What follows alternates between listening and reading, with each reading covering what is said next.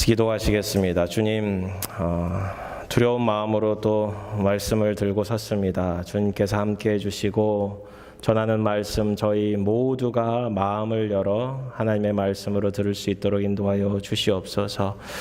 진리를 저희 마음판에 새기라 말씀하십니다. 저희 마음판에 진리를 새기는 방법들도 알아갈 수 있도록 인도하여 주시고 그것이 삶 속에서 우리를 소생케 하는 정말 살아갈 수 있는 튼튼한 그물이 될 수 있도록 인도하여 주시옵소서. 감사합니다. 이 모든 말씀 예수님 이름으로 기도드렸습니다. 아멘. 가정에 관한 두 번째 말씀입니다. 지난주는 어머님에 대해서 또 현명한 여인에 대해서 현숙한 여인에 대해서 말씀을 나누었습니다. 지난주에 간단한 숙제를 형제님들께 드렸는데 기억이 나시나요? 한 분이 크게 대답을 하셨죠. 그죠? 기억나세요? 네, 본인은 기억을 하시는 것 같아요. 하셨어요?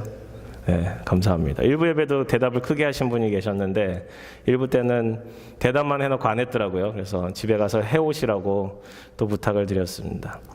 제가 말씀을 드리고 저도 안 하면 안 되잖아요. 그날 밤에 부랴부랴 저희 아내를 안 쳐다놓고 저희 아이들을 불러다가 성경 말씀을 프린트해서 아이들에게 읽게 해 주었습니다. 얼마나 복되고 즐거운 시간인지 민망해 죽는 줄 알았습니다. 평소에 잘 안 하던 일들을 하려니까 이게 쉽지는 않더라고요. 아이들이 영어로 읽고 엄마가 한글로 읽고 하는 과정이었는데 이게 저희 가정에 좀 전통으로 만들어야겠다. 매년 이렇게 좀 해야겠다 생각이 좀 들었습니다.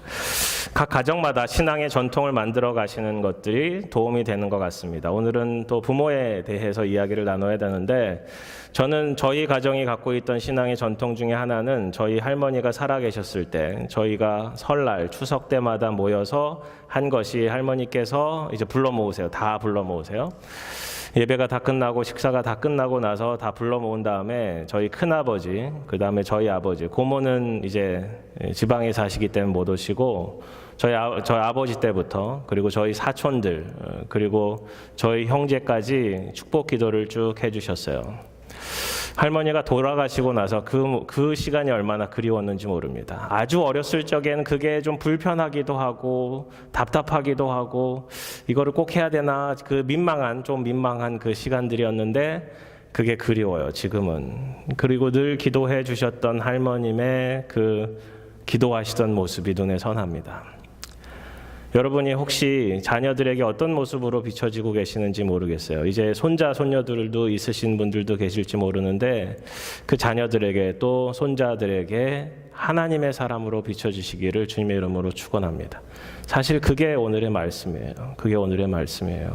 기도의 자리에 있지 않고 자녀들이 부모가 기도하는 모습을 또 손자들이 또 증손자들이 할머니 할아버지 증조 할머니 할아버지가 늘 기도하는 모습을 바라보는 것이 얼마나 귀한지 모릅니다. 저희 외가 할머니 할아버지는 아직 살아 계십니다. 나이가 90 이제 87, 88세가 되시는데 몸이 너무 안 좋으세요. 근데 제가 기억하는 할아버지의 모습은 굉장히 늦게 예수님을 믿으셨어요. 아마 70대가 되어서야 예수님을 믿으셨는데 이제 신앙에 이제 연배도 없으시고 신앙에 아무것도 모르시니까 가끔 이제 답답한 마음이 드시면 이제 집 앞에 마당에 나가셔서 담배를 한 대를 딱 피우시면서 주기도문을 암송을 하십니다. 그 모습이 저는 굉장히 은혜가 됐어요. 지금은 이제 반수를 못 쓰세요. 스트로크가 와서 이제 어려움에 처해 계시지만 제가 가진 할아버지에 대한 인상은 그거예요. 담배를 피시며 주기도문을 암송하셨던 그 모습. 여러분은 어떤 이미지를 만들고 계신지 잘 모르겠습니다. 오늘 본문의 결론은 이거예요. 아버지들이여, 당신의 마음을 자녀에게로 돌리십시오. 자녀들이여 당신들의 마음을 아버지에게로 돌리십시오라는 것이 결론입니다. 지난 월요일부터 수요일까지 NC 지역과 이 동남부 지역에 목회자들이 모여서 유기성 목사님과 선한 목자 교회 사역팀을 모시고 영성 수련회를 가졌습니다.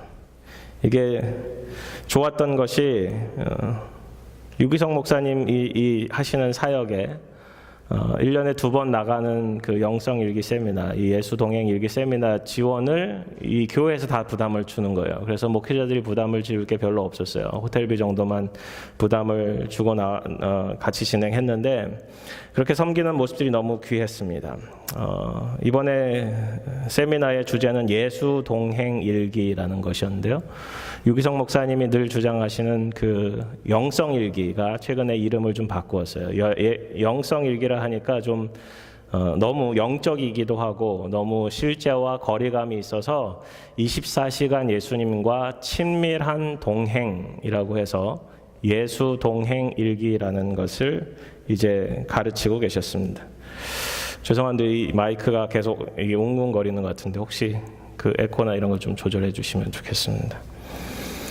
예수동행일기의 기본은 이거예요. 24시간 예수님과 친밀한 동행이에요. 예수님과 친밀한 동행이 과연 가능할까에 대한 얘기를 같이 나누었습니다. 여러 조로 나누어서 목사님들과도 교제를 나누고 미국 연합감리교회 사역하시는 목회자 2분과 그 다음에 한국 목사님, 장로교 목사님, 한국에서 부목사로 사역하시다 미국에 공부하러 오신 목사님, 폴브렉에서 채플린으로 사역하시는 목사님, 다양한 분들이 같이 모여서 같이 이야기를 나누었습니다. 24시간 예수님과 친밀한 동행이 과연 가능할까? 여러분 생각해 보세요. 24시간 예수님과 늘 함께 한다라고 생각이 들면 좋으세요? 안 좋으세요? 좋으세요? 네. 어떤 그 세미나 강의 가운데 이런 게 있었어요. 어떤 분은 예수님과 24시간 동행합시다 하니까 예수님께서 이렇게 쳐다보신다고 생각이 들면서 굉장히 불안해졌대요. 자기의 모든 죄와 모든 낱낱이 밝혀질 일들에 대해서 하나님께서 진노하시지 않을까. 근데 이거는 친밀한 동행이라는 거예요. 친밀한 동행. 늘 예수님과 함께 사는 삶이 우리에게 기쁨을 주고 성령의 열매를, 사랑의 열매를 맺어갈 수 있게끔 만들어준다라는 것이었습니다.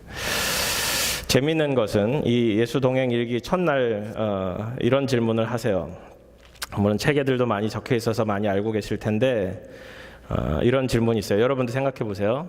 아침에 일어나셨을 때 예수님 생각하셨습니까? 에 대한 질문이에요. 아침에 일어나셨을 때 예수님 생각하셨습니까? 여러분 오늘 일어나셔서 예수님 생각하셨어요? 아멘. 네, 아멘. 그 질문을 대답하려고 생각해 보니까 아침에 일어나서 눈 비비고 세수하고 양치하고 그 가운데 예수님 생각 우리의 일상이니까 잘 안 하는 것 같다라고 생각이 들어서 노라고 적었어요. 그 다음날 아침이 문제가 되었습니다. 그 다음 아침에 일어났어요. 제가 무슨 생각했을까요? 네. 그 질문을 또 하겠지라는 생각과 함께 오늘은 좀 의지적으로 예수님 생각해야겠다라는 생각을 갖고 이제 아침에 일어났습니다. 당당하게 똑같이 질문이 왔어요. 아침에 일어나셔서 예수님 생각하셨습니까? 예. 근데 그 질문이 우리에게 다가오는데요. 그게 율법적으로 좀 다가올 수 있어요. 그 질문 때문에 예수님 생각하게 만들 수도 있는데 예수님께서 원하시는 것은 무엇일까 찾아가는 과정이 중요하다라는 거예요. 예수님의 마음은 어떤 마음일까? 그리고 내가 중요한 결정을 할 때 예수님께 한 번쯤 물어보고 결정하는 과정들이 필요하다는 것입니다. 오늘 본문은 마음에 대한 이야기예요. 여러분의 마음을 자녀에게로, 자녀의 마음을 여러분에게로, 또 우리의 마음을 아버지에게로, 아버지의 마음을 우리에게로 되돌려야 한다라는 것이 메시지입니다. 저는 이 예수동행 일기를 하면서 마음에 대한 생각을 많이 했어요. 다음 주 세미나 가야 하기 때문에 숙제로 읽었던 책 중에도 이러한 얘기들이 많이 있었습니다. 정서적으로 건강한 교회라는 책을 읽었는데요. 그 책의 이야기는 이거예요. 우리 교회가 디사이플십, 제자 훈련을 하면서 설교를 나누면서 예배를 하면서 사역을 하면서 정서적인 면을 너무 간과하고 있다는 거예요. 우리의 감정을 터치하는 일들에 대해서는 노력을 하지만 우리가 정서상 어떠한 일들이 다가왔을 때 영적인 함몰 현상, 영적인 혹은 정서적인 무너짐의 현상이 일어나지 않고 건강하게 그거를 대처할 수 있도록 나의 정서가 건강하게 개발되었는가에 대한 고민을 하지 않는다는 거예요.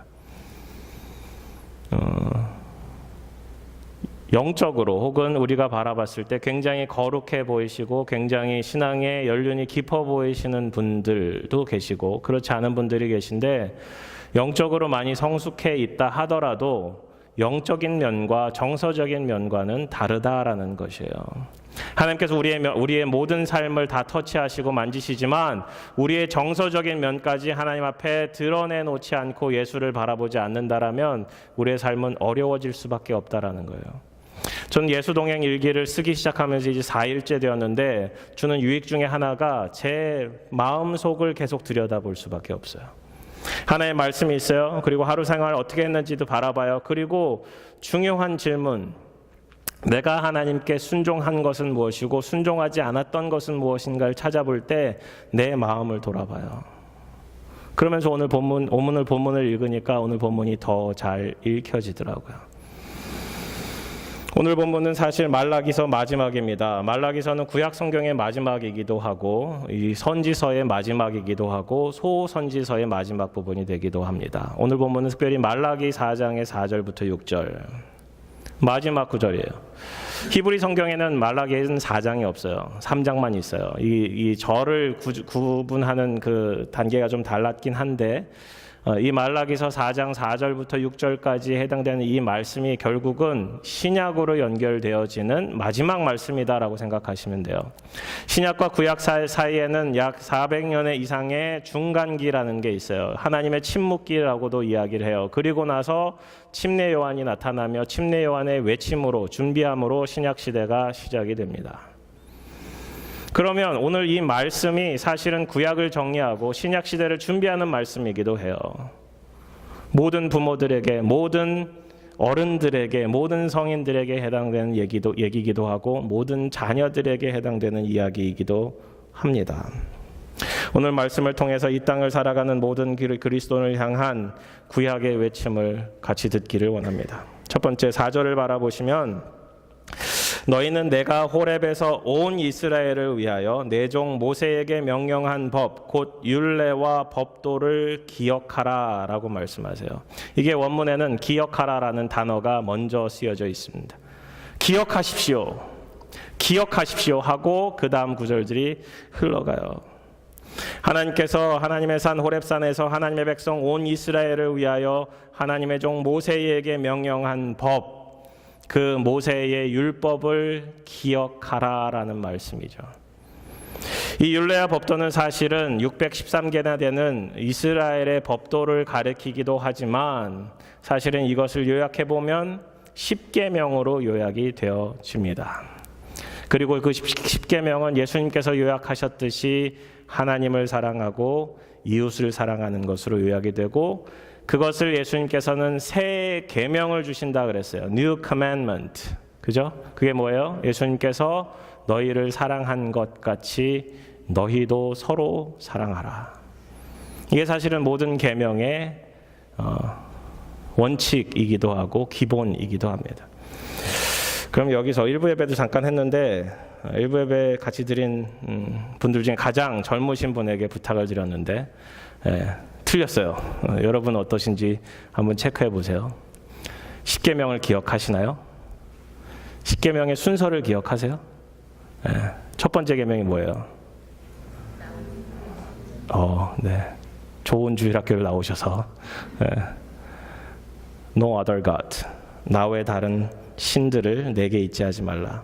하나님만이 하나님 되신다라는 거예요. 두 번째는 뭐예요?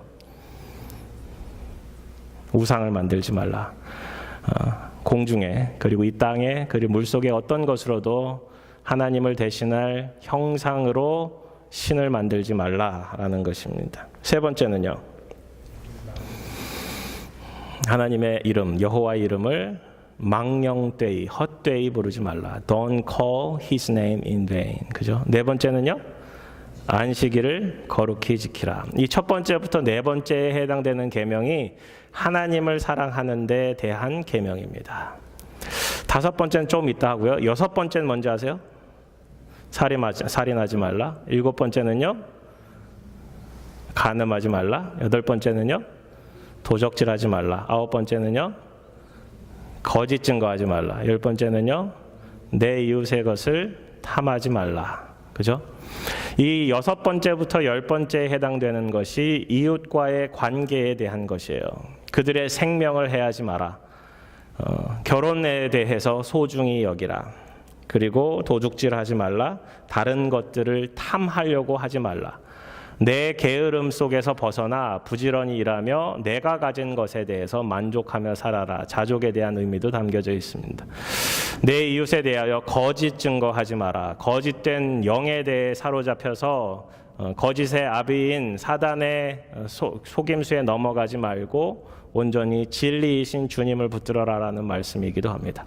10번째는 죄의 근원인 욕심에 대해서 우리가 잘 다뤄야 된다. 어떤 것에 대해서 탐하려고 하지 마라라는 것이죠. 순서가 중요합니다. 하나님 사랑하고 이웃 사랑하고. 성경학자들은 이 모세가 시내산에서 내려올 때 두 돌판에 써갖고 내려왔다라고 기록하고 있는데, 이 돌판이 도대체 어떻게 적혀 있을까에 대해서 연구를 해요. 별걸 다 연구하죠. 1계명부터 4계명까지 한 돌판에 쓰여 있었을 것이고, 또 다른 돌판에는 5계명부터 10계명까지 적혀 있었을 것이다 라고 이야기를 합니다. 그런데 랍비들은 1계명부터 5계명까지 한 돌판에, 6계명부터 10계명까지 또 다른 돌판에 적혀 있었을 것이다 라고 이야기를 합니다. 문제는 이 5계명에 있어요. 5계명은 뭐예요? 내 부모를 공경하라. 이 말씀이 약속 있는 첫 계명이라고도 이야기를 합니다. 그렇게 우리는 이 약속 있는 첫 계명으로 이 10계명을 바라봐야 됩니다. 특별히 오늘 본문을 통해서 하나님께서 호렙산 시내산에서 준 모세의 율법을 기억하라라고 이야기했을 때 4절, 5절, 6절 전체를 바라보면 무엇을 기억해야 되는지, 어떻게 기억해야 되는지 이 6절을 통해서 볼 수 있어요. 6절의 핵심은 아비의 마음을 자녀에게, 자녀의 마음을 아비에게 돌려야 된다라는 것이죠. 즉 부모를 공경하는 데 있어서 하나님께서 약속을 주신 첫 계명이니 이것을 잘 붙들어라, 기억하라라는 말씀이기도 합니다. 출애굽기 20장에 내 부모를 공경하라, 그리하면 내 하나님 여호와가 내게 준 땅에서 내 생명이 길리라. 신명기 5장에는 너는 내 하나님 여호와께서 명령한 대로 내 부모를 공경하라, 그리하면 내 하나님 여호와가 내게 준 땅에서 내 생명이 길고 복을 누리리라. 오래 산다는 거예요. 부모 공경하면 오래 산다는 거예요. 복을 받고 산다는 거예요. 이것을 예배소서에는 자녀들아 주 안에서 너희 부모에게 순종하라, 이것이 옳으니라. 내 아버지와 어머니를 공경하라, 이것이 약속이 있는 첫 계명이니 이로써 내가 잘되고 땅에서 장수하리라. 이게 하나님께서 주신 말씀이에요. 부모를 공경하라. 하나님과의 수직적인 관계, 하나님을 사랑하고 하나님의 권위에, 하나님의 모든 계획하심에, 하나님의 위대하심에, 하나님의 광대하심에 우리의 자신을 내어드리는 것이 하나님 사랑하는 것이죠. 이게 수직적인 관계예요. 이웃과의 관계는 내 이웃을 내 몸과 같이 사랑하라라고 이야기했기 때문에 이거는 사실 수평적인 관계예요. 하지만 부모를 주 안에서 공경하라라는 것은 이 수직적인 관계와 수평적인 관계를 이어주는 다리와 같은 역할을 해주고 있어요. 그렇기 때문에 부모를 공경한다는 것은 하나님을 예배하고 하나님을 공경하고 하나님과 동행하는 데 기본이 됩니다. 왜? 사람이 태어나서 가장 먼저 만나는 것이 부모잖아요. 가장 오랫동안 생활을 하는 것이 부모이잖아요. 부모가 하나님을 어떻게 예배하고 어떻게 사랑하고 어떻게 삶을 살아야 되는지 알려주는 핵심이 되어주잖아요. 그렇기에 하나님께서 아버지 되어주심과 하나님 경배함과 부모님 공경하는 것이 다른 개념이 아님을 알게 됩니다. 우리 커넥트 교회는 모든 가정이 이 신앙의 대를 이어서 하나님의 말씀을 잘 전달하고 신앙을 전수할 수 있는 모든 가정들 되기를 주님의 이름으로 축원합니다. 주의 계명을 기억하라 말씀합니다. 그 계명을 생각하고 고민해보고 내 것을 하나님의 생각으로, 하나님의 말씀으로 대처하라라는 것입니다. 이번 한 주 동안 성령 충만에 대해서 고민을 해보았어요. 하나님께서 자꾸 성령 충만이란 이런 것이다라고 말씀을 해주세요. 성령 충만은 내 것을 내어주는 데에서부터 시작이 된다라는 거예요. 하나님의 것을 내 것으로 채우려고 하는 것이 아니라 내 것을 비움으로 성령께서 내 안에 더 충만케 인도하신다라는 거예요. 하나님은 우리 모두와 함께 하시기를 원하십니다. 우리는 하나님의 백성이 되기를 원하십니다. 하나님께서 우리에게 모두 하나님을 품고 살으라라고 예수 그리스도를 주신 거예요. 성령 충만은 뭐예요? 하나님을 우리 안에 풍성하게 내어드리는 거예요. 결국 하나님의 말씀을 기억하라는 것, 하나님의 계명에 순종하라는 것은 우리의 마음, 우리의 내면에게 있는 모든 것들을 하나님의 것들로 채우라는 것이에요. 예수님 당시에 바리새인들이 있었어요. 우리가 생각했을 때 이 시대까지 바리새인들이 있더라면 아마 장로님, 목회자들 좀 하지 않았을까. 정말 신앙이 훌륭한 사람들, 모든 사람들이 보기에는 저분은 신앙이 훌륭해라고 이야기할 수 있을 만한 사람들이 바리새인들이에요. 아마 새벽 예배 있지 않고 모든 믿음의 자리에 있지 않고 일찍 나와서 하나님이 하라는 것은 모든 것 다 지키며 가정 예배도 지키고 세상 가운데 빛과 소금의 역할을 감당하기 위해서 때를 따라 나가서 전도도 하고 복음도 나누고 제자 훈련도 하는 사람들이 바로 이 바리새인들이 이지 않았을까. 근데 예수님께서 그들을 이제 저주하셨죠. 신앙생활로는 말할 것도 없이 훌륭한 사람들이었는데 일주일에 2번씩 금식하고요, 11조도 드리고 매일매일 기도하던 사람들이 바리새인들이었어요. 근데 문제는 그들의 행동이 아니라 그들의 마음에 있었어요. 그들의 마음이 하나님을 향하지 않았기 때문에, 그들의 마음이 율법 자체에만 남아 있었기 때문에 문제가 되었어요.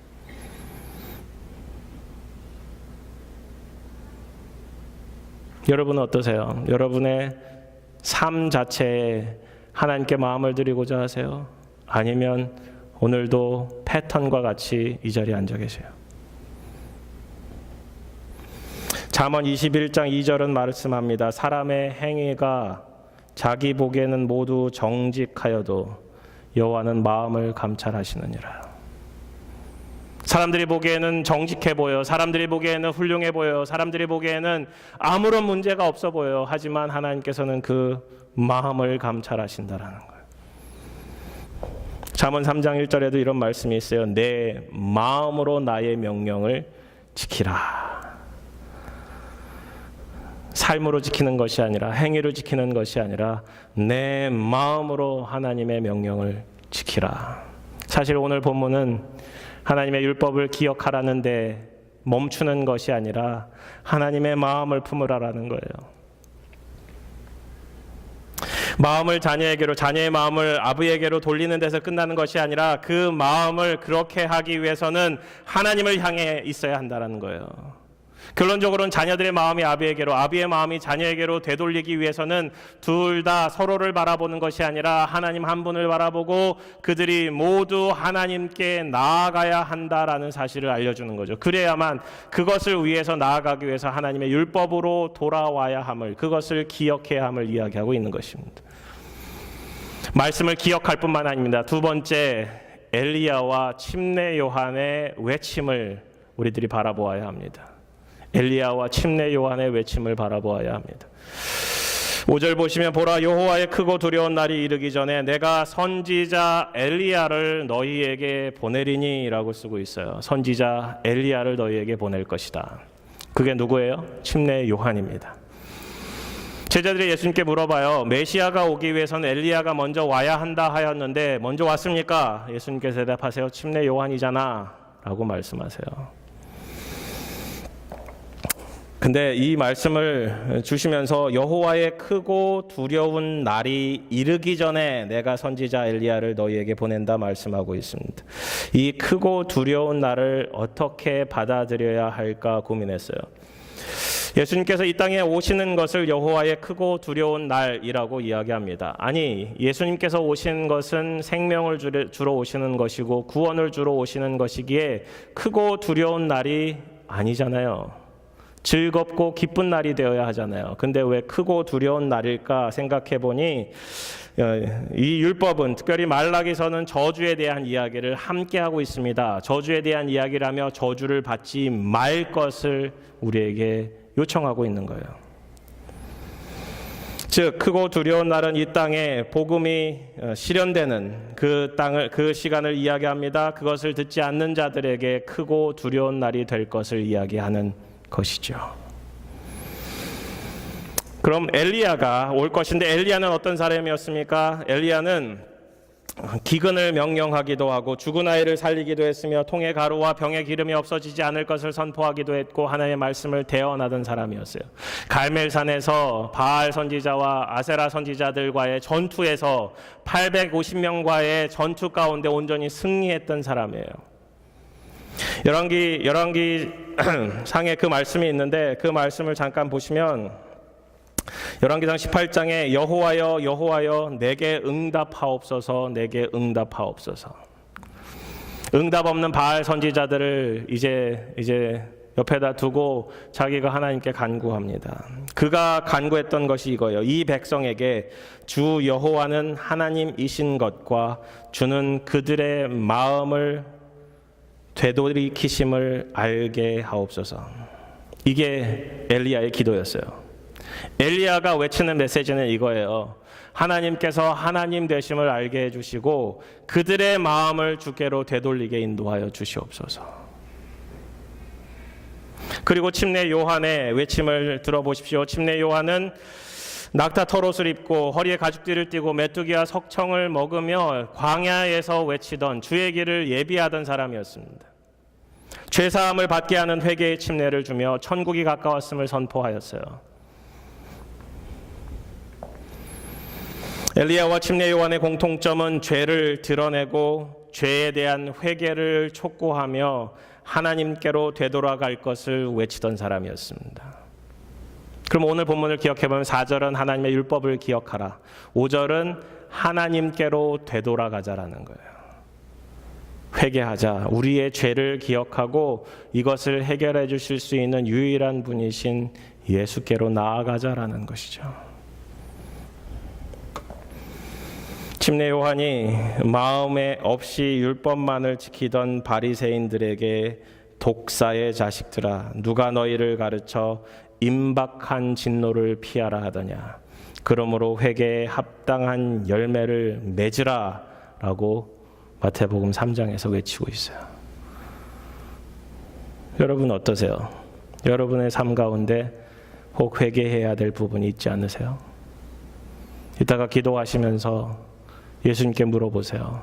예수님, 제가 하나님께로 되돌아가야 하는데 혹 방해되는 삶의 죄들이 있을까요? 여러분께서 예수님을 영접하셨으면 성령님께서 예수님께서 말씀하실 거예요. 그 세미한 음성에 반응하십시오. 말씀하시는 하나님의 음성에 반응하십시오. 세 번째는 6절입니다. 그가 아버지의 마음을 자녀에게로 돌이키게 하고 자녀들의 마음을 그들의 아버지에게로 돌이키게 하리라. 돌이키지 아니하면 두렵건대 내가 와서 저주로 그 땅을 칠까 하노라. 아까도 말씀드렸듯이 이것은 저주의 말씀을 읽으면 안 되고 복의 말씀으로 읽으셔야 돼요. 하나님께서 우리를 저주하시려고 하시는 말씀이 아니라 마음을 돌이키라라는 말씀을 주시고자 하는 것입니다. 우리 부모들의 마음이 자녀를 향하여야 하고 자녀들의 마음이 아버지를 향해서 부모를 향해서 있어야 한다는 것입니다. 서로를 향한 마음으로 해석이 돼서는 안 된다라고 말씀드렸습니다. 이것이 함께 하나님을 바라봐야 한다라는 말씀으로 읽어야 한다는 것입니다. 결국 이스라엘 백성이 하나님의 백성으로 하나님의 율법을 기억하지도 않고 수많은 선지자들의 외침 가운데 그들은 외면하였으며 그들의 마음이 온전히 하나님을 향해 있지 않았음을 가르치는 것이죠. 이게 구약의 결론입니다. 주의 은혜가 전파되며 이스라엘이 하나님께로 되돌아오는 역사를 말하고 우리와 같이 이방인들이 주님께 마음을 열고 나아가는 것을 표현하기도 합니다. 결국 중요한 것은 마음과 마음의 만남이라는 것입니다. 무릇 지킬 만한 것보다 더욱 마음을 지키라. 생명의 근원이 이에서 남이니라. 여러분 마음 지키고 계세요? 마음을 지킬 수 있는 방법은 두 가지예요. 기도와 말씀 밖에는 우리가 거룩해질 수 있는 방법이 없습니다.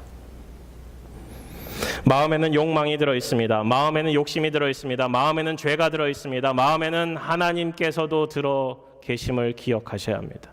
그러면 우리는 어떤 선택을 해야 할까요? 중요한 선택 가운데 하나님께 물어보고 하나님을 향해 선택을 해야 하지 않을까요? 본문을 묵상하며 누가복음 15장 탕자를 생각해 보게 되었습니다. 아버지는 둘째 아들이 달라는 것을 다 주고 나서 둘째 아들이 허랑방탕 생활 다 하는 데 있어서도 끊임없이 기다리고 있어요. 아들이 되돌아올 것을, 이제나 돌아올까 저제나 돌아올까 기다리고 있는 그 아버지의 마음이 우리에게 다가오지 않습니까? 또 하나는 아브라함과 이삭이 모리아 산으로 나아가요. 하나님께서 아들을 바치라라고 명령하셨을 때 그 다음 날로 즉시 순종하며 사흘길을 나아갑니다. 사흘길을 나아가며 성경에는 많은 이야기하지 않아요. 특별히 아브라함과 이삭의 대화는 아브라함이 이삭에게 얘기해 주기보다 이삭이 아버지에게 물어보는 것들이 더 많아요.